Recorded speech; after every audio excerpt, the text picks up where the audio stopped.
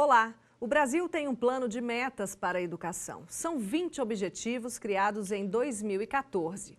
Segundo o relatório da Campanha Nacional pelo Direito à Educação, 80% das metas estão estagnadas. No fórum de hoje você vai entender o que é o Plano Nacional de Educação e como ele impacta o futuro do país. Vamos ver. O Plano Nacional de Educação, previsto pela Lei 13.005 de 2014, completa 5 anos em 2019. Segundo o balanço realizado pela Campanha Nacional pelo Direito à Educação, das 20 metas elaboradas para aprimorar a qualidade da educação no Brasil, apenas 4 tiveram avanços parciais. Entre os destaques do relatório está a estagnação das metas 1, 2 e 3, referentes à universalização do acesso à educação básica. Crianças continuam fora da creche, da pré-escola e dos ensinos fundamental e médio. O Ministério da Educação entende que uma reavaliação das atuais metas e estratégias, buscando adequá-las à realidade econômica e social brasileira, é necessária. Para o MEC, uma das estratégias possíveis é a revisão dos objetivos. E para debater o assunto, estão comigo aqui no estúdio Catarina Santos, professora de Políticas Educacionais e coordenadora do Comitê da Campanha Nacional pelo Direito à Educação, e Melilo Diniz, do Nascimento, advogado especialista em educação. Muito obrigada pela presença de vocês aqui no fórum, sejam bem-vindos. Eu vou começar a nossa conversa com a Catarina. Catarina, a reportagem traz o relatório, destacando essas metas 1, 2 e 3. De que tratam essas metas, do que tratam essas metas e qual é a real situação delas? Então, as metas 1, 2 e 3 se trata objetivamente da educação obrigatória no país, e também da creche. A meta 1 vai tratar da universalização da creche, da pré-escola, 4 e 5 anos de idade, e de aumentar, ou a gente alcançar 50% da demanda até 2024. A meta 2 trata da universalização do ensino fundamental dos 6 aos 14 anos e a meta 3 do ensino médio, dos 15 aos 17 anos de idade. Então, essas 3 metas tratam exatamente dessa questão. O que acontece? Na verdade, desde 2009, que a educação básica dos 4 aos 17 anos ela é obrigatória. O Plano Nacional da Educação seguiu, na verdade, a Emenda Constitucional 59 de 2009, no sentido de que é preciso universalizar o atendimento à educação básica.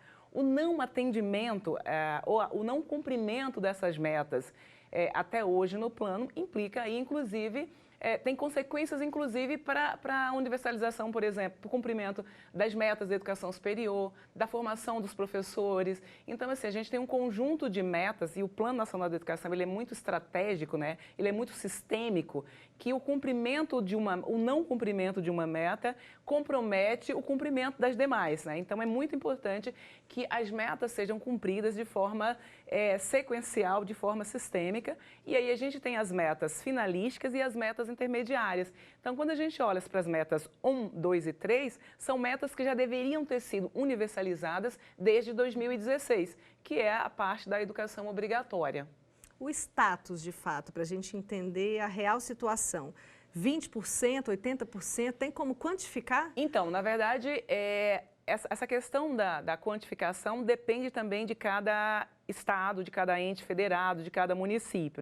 Se a gente pegar aí a meta de creche, por exemplo, tudo bem que é até 2024 que a gente tem para cumprir a meta da creche, mas hoje a gente não tem nem 20% das crianças com acesso à creche. A gente tem quase 800 mil crianças fora da pré-escola, Temos uma quantidade grande ainda de estudantes fora do ensino fundamental e a gente tem quase 2 milhões de alunos fora do ensino médio na idade obrigatória. Então, a gente tem aí um percurso grande ainda para fazer para o cumprimento de uma meta que já deveria ser cumprida desde 2016. Nós já estamos em 2019. Melilo, educação é um direito básico, não é? O que garante a execução do PNE? As leis existem para criar regras, criar obrigações e, nesse caso, o sistema que foi pensado para o Brasil envolve um grande pacto entre a União Federal, os estados e os municípios. Só construir um pacto desse já é algo muito complexo, porque exige articulação, exige paciência e exige horizonte. O que nós temos de garantia é muito mais um desejo que foi colocado na lei de se alcançar e, por outro lado, o direito humano fundamental à educação, que obriga a todos. Sem esse direito fundamental, não faz sentido, inclusive, vivermos em sociedade. É tão grave a falta de uma melhor educação que é o que nos separa da barbárie, da selvageria. A ideia fundamental de quando a Constituição brasileira estabelece essa responsabilidade ou essa corresponsabilidade entre vários entes estatais, com a sociedade, com os organismos, com as instituições, de ter a educação como um processo de cooperação, reflete-se nessa legislação que foi construída ao longo do tempo. O PNE é um exemplo disso. Esse Plano Nacional de Educação é a tentativa de dar a essa garantia constitucional um certo modelo para podermos aferir como é que está andando. Por exemplo, nós temos uma meta específica, eu não sei o número dela, que diz respeito à alfabetização das crianças, mas também a alfabetização na sociedade e trata, inclusive, do analfabeto funcional, que é um problema que a todos nos deveria envergonhar profundamente enquanto Brasil. E aí, nesse quadro, a gente não conseguiu avançar quase nada, ou seja, ao contrário, está piorando, porque como não se cumpre a meta 1, 2 e 3, que universaliza o acesso à escola em seus vários momentos, você não consegue chegar mais adiante na meta da alfabetização, seja ela a alfabetização mínima, seja ela a alfabetização funcional. Então, a garantia, na verdade, é um eterno processo, porque todas as grandes leis são isso, de luta na sociedade para que a gente possa sair da barbárie para a civilização. E a civilização pressupõe educação, conhecimento, um conjunto de regras mínimas que nos permita, por exemplo, não ter pessoas que não conseguem ler. Pode ter uma pessoa que está assistindo o programa Fórum agora e não consegue ler a palavra fórum, que é a soma das letras e o seu significado, não é? Porque não teve acesso à educação. Catarina, o MEC, em nota, sugere a redução do PNE. Seria o momento de reduzir mesmo? Reduzir levaria ao cumprimento maior de algumas outras metas? E como escolher essa redução? Porque em educação me parece que tudo é imprescindível, né? Então, na verdade, o Plano Nacional da Educação, e aí para o telespectador entender, né, o Plano Nacional da Educação é como se você partisse de uma realidade e estabelecesse metas para mudar essa realidade. Então, você parte de uma fotografia e pensa quais são as metas e as estratégias que você precisa desenvolver durante um período de tempo para mudar essa fotografia, e no caso é a fotografia da educação. Então, quando o Estado brasileiro aprovou no Congresso Nacional e o plano foi sancionado sem nenhum veto, o Estado brasileiro ele fez um pacto para mudar essa realidade, para mudar essa fotografia do Brasil. Na verdade, e as metas do PNE, elas têm tempo, né? Elas têm as metas intermediárias e as finalísticas. Se nós não conseguimos avançar nas metas, reduzi-las não resolve o problema. Porque, na verdade, a lógica é que pelo menos a gente estivesse avançando, se chegasse ao final do plano sem cumprir na sua totalidade, mas que pelo menos estivesse próximo disso. Então, quando a gente diz que tem que rever um plano, que já tem 5 anos, que a gente tem aí só mais 5 anos para implementar, é passar no mínimo mais 2 anos só revendo essas metas e quando é que nós vamos implementá-la. Então, a questão não é de redução, a questão é de garantia. E durante esses 5 anos, esse plano não esteve como o epicentro, né? Aquilo que foi a base para pensar as políticas educacionais no país. Tanto que a gente não conseguiu avançar nessas metas, né? E aquilo que nós avançamos das metas, avançamos muito no sentido das ações específicas de estados e municípios, né? Então, o pacto feito em torno da garantia do direito à educação, ele não foi cumprido. Então, se a gente pegar o artigo 205 da Constituição, vai dizer que a educação é direito de todos. É dever do Estado e da família garantir a todos os cidadãos brasileiros, e a Constituição vai dizer, inclusive aqueles que não tiveram acesso na idade obrigatória, que no caso aí são dos 4 aos 17 anos. Então, o Estado brasileiro ele tem essa obrigação de garantir esse direito e o plano é exatamente o planejamento que o país precisa fazer para garantir aquilo que está no artigo 205 da Constituição. Então, quando o MEC se propõe a reduzir o plano, ele está se propondo a reduzir um plano que ele não implementou quase nada até agora. Então, parar para reduzir o plano é dizer que nós vamos abrir mão da garantia do direito à educação. E a gente precisa, inclusive, discutir que o Plano Nacional da Educação ele não discutiu só o alcance, a universalização das vagas. O eixo básico do Plano Nacional da Educação é a garantia da qualidade, porque garantir o direito à educação não é garantir acesso e permanência, é garantir acesso, permanência e aprendizagem, né? E o que nós estamos fazendo, quando muito, é garantir vagas, acesso e permanência, e as pessoas não estão conseguindo garantir qualidade. Acontece que para garantir qualidade eu preciso garantir condições.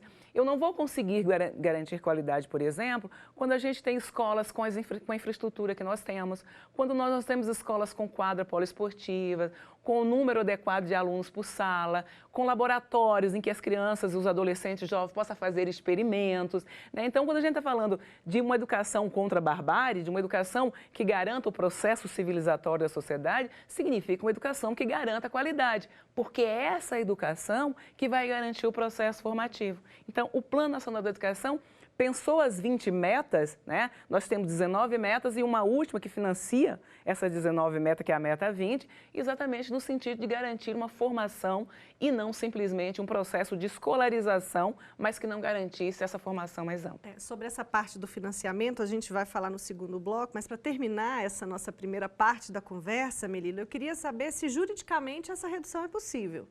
É possível porque será feita de duas maneiras, pelo argumento da falta de recursos e, obviamente, se num caso extremo for necessário, pela mudança legislativa, ou seja, é claro que na minha percepção isso é contra a Constituição dentro dessa análise muito bem feita pela Catarina, quando diz que a ideia que a Constituição estabelece sobre a educação é uma ideia central no modelo que se desejou de Brasil. Eu até reconheço e faço a minha culpa. Quando foi feito o Plano Nacional de Educação, eu achei muito tímido. Eu disse, olha, fiz uma crítica nos meios de comunicação dizendo, é muito pouco. A grande questão é que esse pouco será reduzido e não vem sendo implementado. Então, a garantia que se estabelece sobre isso é uma garantia que não parte da lei, mas parte da sociedade como um todo e do Estado como um todo, que precisam encontrar um jeito de falar a verdade. Talvez o grande problema seja que nós estamos vivendo uma grande mentira por meio de um pacto que a gente finge que vai ter mais educação, de um lado, e do outro lado, fingimos que estamos fazendo um grande esforço. Nesse momento, me parece que isso está indo pelo ralo. Ok, eu peço licença para vocês, porque agora a gente parte para um breve intervalo. Não saia daí, a gente volta já já.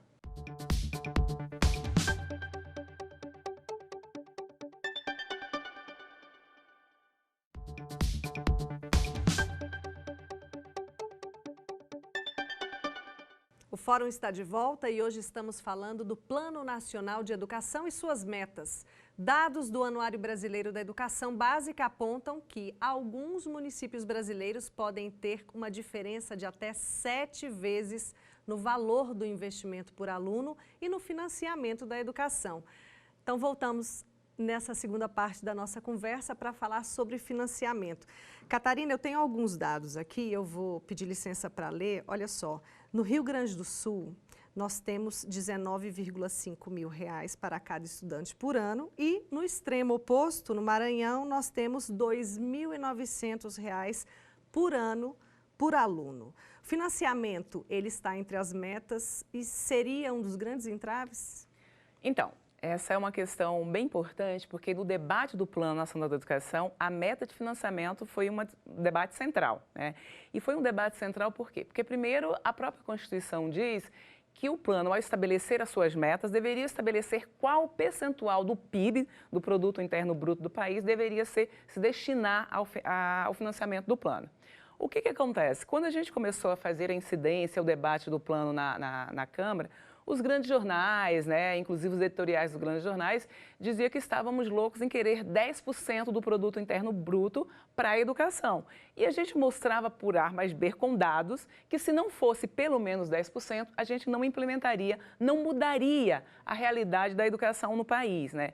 E aí começou-se a discussão, por exemplo, que países, né, que são considerados países com educação de boa qualidade investiriam bem menos do PIB do que nós. E aí a gente foi mostrar que, na verdade, a conta não é quanto por cento do PIB você investe, mas quanto por cento desse PIB significa no valor do custo aluno. E não é à toa que na Meta 20 a gente conseguiu aprovar nas 3 estratégias a questão do custo aluno qualidade inicial e do custo aluno qualidade, que é o que a gente chama aí do CAQI e do CAC, né? Por quê? Porque isso era o necessário, o fundamental, para que a educação de qualidade acontecesse. Quando você me fala, por exemplo, que um município do Rio Grande do Sul, e aí é um município, não é o Rio Grande do Sul, tem um valor de quase 20 mil por aluno e um no Maranhão tem de menos de 3 mil reais, está aí a grande discussão que a gente está fazendo hoje no Fundeb, que é exatamente a equalização, porque no mesmo Rio Grande do Sul, que tem um município que tem uma capacidade de arrecadação muito alta, tem municípios que têm arrecadação muito baixa. Então, o Fundeb, ele estabelece um valor custo-aluno por estado, e o custo aluno qualidade vai no sentido de melhorar esse custo aluno do Fundeb, no sentido de dizer, olha, qual é a nossa lógica de financiamento? O tanto de dinheiro que o sistema tem define qual é a educação que cada criança vai receber. A nossa lógica é o contrário. A educação de qualidade que o país precisa definir qual é a quantidade de recursos que a gente precisa destinar a ela. E aí, quem é que vai fazer isso? Como é que a gente vai equalizar? É exatamente pegar o dinheiro, a capacidade arrecadatória dos estados e do município e ter uma complementação por parte da União. E essa foi a grande quebra de braço, né? Então, a gente tem uma desigualdade gigantesca no país, entre estados, entre regiões e entre municípios. O Estado pode ser responsabilizado por essa diferença? Pode, claro. Mais que isso, ele pode ser responsabilizado por conta da desigualdade inerente. Além disso, pode ser responsabilizado pelo fato de não ter descoberto ainda que sem verba não tem verbo. O verbo educação, o verbo educar, pressupõe um mínimo de recurso. E aí, acredito que a Catarina aponta para um problema chamado desigualdades. As desigualdades brasileiras não se resolveram, inclusive, no campo da educação. Você tem experiências exitosas, bem-sucedidas, você tem situações onde se dá aula numa tapera, as séries todas reunidas, as crianças sem uma condição mínima, os professores recebendo esmolas. Há um problema de transformar o Estado não em um ente capturado por corporações, mas definidos por prioridades. A minha prioridade é a educação. Se a minha prioridade é a educação para salvar-nos enquanto civilização, pressupõe que tenha verba para o verbo educar. Se não houver isso, nós estamos apenas construindo uma luta que, se não juntarmos esforços, o mundo do direito, o mundo da educação, o mundo da universidade, nós estaremos, obviamente, fadados a sermos derrotados. Catarina, você tocou 2 vezes nesse ponto qualidade, né? Me parece ser um pilar muito importante dessas metas. E aí eu te pergunto, o IDEB, ele é de fato esse parâmetro, deve ser de fato esse parâmetro para a qualidade? Então, né, a gente precisa pensar... E o que é o IDEB? Explica para a gente. Exatamente. A gente precisa pensar que o IDEB, na verdade, ele é um índice, né, e ele é resultante, por exemplo, da questão do fluxo e dos resultados das avaliações, no caso, a Prova Brasil, né? Então, a partir da quantidade da pontuação que o aluno tem na Prova Brasil e do fluxo escolar, por exemplo, se o aluno entrou e concluiu naquele ano, se não houve evasão, então tudo isso faz com que o IDEB de uma determinada escola melhore. Então, o IDEB parte disso. Qual que é o grande problema, por exemplo? O fluxo. Eu posso melhorar o fluxo, por exemplo, dando transferência para os alunos que não estão indo bem, impedindo que alguns alunos façam prova. Isso você melhora a questão do fluxo. A questão dos resultados das avaliações, eu só vou melhorar resultados, primeiro, se eu não colocar a avaliação como foco, e sim a questão da qualidade, a questão da formação. Resultado em avaliação deve ser consequência de aprendizagem e não a causa. E aí a gente voltou toda a causa da escola da educação voltada para a questão da avaliação. Por quê? E a gente avalia 2 elementos, na verdade, né? 2 componentes, que é português e matemática. Então, todo o processo formativo está se voltando para responder prova de português e matemática. E a gente esquece, na verdade, que o que faz um aluno ter qualidade é o processo, e a gente só avalia o resultado. Então, a gente não tem um sistema de avaliação que avalie o processo, que mude o processo, e ao mudar o processo, a gente vai conseguir mudar os resultados. O IDEB, efetivamente, ele não pode ser parâmetro de qualidade. Eu não posso achar que a qualidade da educação se mede com 2 componentes curriculares como português e matemática. Inclusive porque aprender bem português e matemática pressupõe aprender as outras áreas do conhecimento também. A escola precisa ser espaço de formação, de criação, de desenvolvimento e não de fazer teste de avaliação de larga escala. Ter avaliação de larga escala tem a sua importância? Sim, tem a sua importância. A grande questão é quando a gente coloca a função da escola voltada para a questão da avaliação larga escala. Melilo, a gente falou de financiamento, claro que financiamento é muito importante, como posicionou a Catarina, mas nós temos exemplos nessa realidade tão distorcida, né, da educação brasileira, exemplo do Ceará, por exemplo. Eu queria que você comentasse um pouquinho sobre como o município tornando prioridade a educação, como é que isso pode dar certo? Primeiro, não é só uma questão do Estado, do município, do Ceará ou da União. Acho que é uma questão que envolve a sociedade. Por exemplo, muitas famílias não visitam as escolas, não participam do processo comunitário e social que é construir a educação de qualidade. Acho que isso é um fator muito importante para essa ideia da qualidade. Agora, há experiências um pouco mais exitosas, mesmo considerando que os professores detestam os índices como o IDEB e os políticos adoram, né? Ou seja, acaba virando uma disputa de narrativas, quem conta melhor a história de como está enfrentando. Mas me parece que o Ceará, mais do que qualquer número ou elemento, vive um processo destacado no ambiente nacional, porque conseguiu, ao longo dos tempos e das administrações que foram mudando, ter um mínimo de investimento no campo da educação. O grande desafio, quando se fala de financiamento, é perceber que nós temos um apartheid decorrente da desigualdade social quando falamos de educação.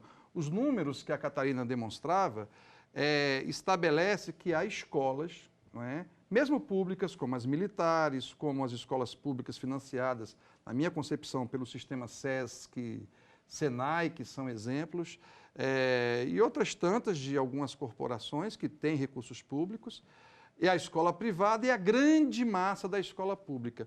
Quando você compara, nós não fazemos o debate de que, quando estamos distanciando esses universos, nós estamos apostando nesse apartheid social decorrente das desigualdades brasileiras.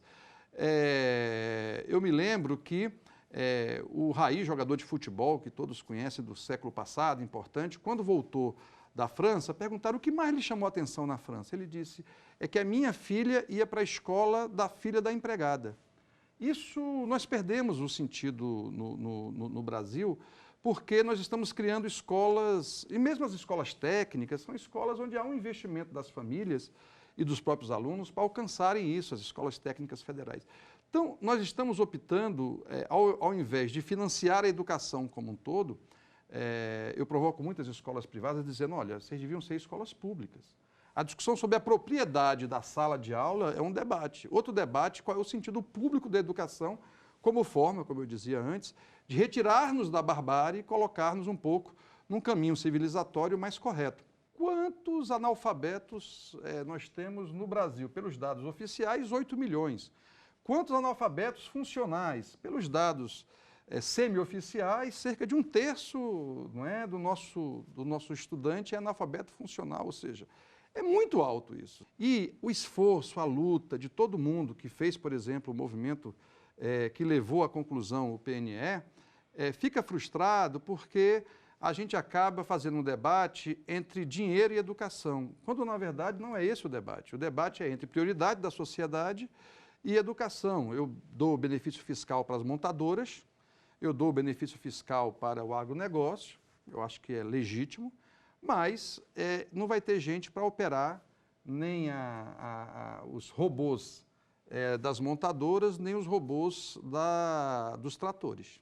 Para fechar essa fórmula e fechar a nossa conversa, Catarina, eu queria que você falasse rapidamente da importância da priorização da outra ponta, que é o professor, né? Porque sem investimento também na formação desse professor, a gente não vai ter essa qualidade tão sonhada que você colocou. É uma das metas também, né? A formação dos professores. Então, o professor é uma figura tão central, mas tão central na questão da educação, que o Plano Nacional da Educação, os profissionais da educação, é o único grupo que tem 4 metas no Plano Nacional da Educação só voltada para eles. Porque quando a gente está falando de professor e do professor como um sujeito importante na garantia do direito à educação, a gente está falando da formação inicial, da formação continuada, da remuneração e da questão da carreira. É preciso equiparar o salário dos professores aos demais profissionais, que hoje eles ganham em torno de 35%, 40% a menos que os demais profissionais com a mesma formação. Então, tem essa questão, né? E aí, o que a gente vê no país hoje é uma completa desvalorização desses profissionais. E aí, como já foi citado aqui no programa, a questão do piso salarial nacional, muitos estados ainda não pagam esse piso, né, negam esse piso, colocam penduricalhos ao invés de ser a questão da remuneração. Então, sem professor, as pesquisas internacionais vão mostrar que os professores têm um papel de pelo menos 50% no desenvolvimento da educação. Você vai ter outros elementos que são fundamentais, mas que o professor tem esse papel super importante. Então, se queremos melhorar o direito, a qualidade da educação e assim garantir o direito, nós vamos ter que realmente olhar com muita seriedade a questão dos profissionais da educação e dos profissionais do magistério, que são os professores. Ok. Catarina, muito obrigada pela sua participação. Melilo, também muito obrigada. E o Fórum termina por aqui. Você pode acompanhar todas as nossas notícias pelas nossas redes sociais, no Twitter, @TV Justiça, e no YouTube, TV Justiça Oficial. Tchau, tchau.